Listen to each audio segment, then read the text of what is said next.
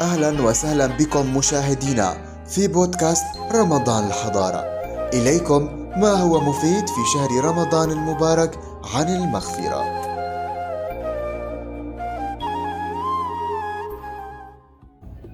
فلنغتنم الثلث الأخير من الليل.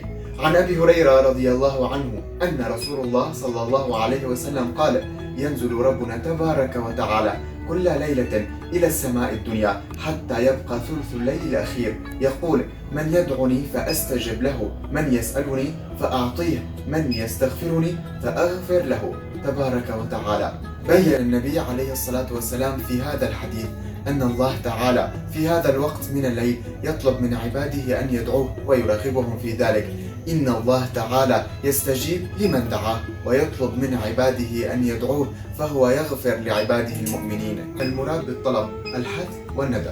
فلنعلم أن هذا النزول نزول حقيقي يليق بجلاله وكماله، لا يشبه نزول المخلوقين، ولا يصح تأويل نزول إلى نزول الرحمة أو الملائكة أو غير ذلك.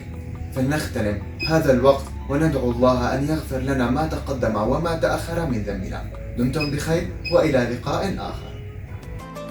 فوازير بودكاست رمضان الحضارة. أجب واربح.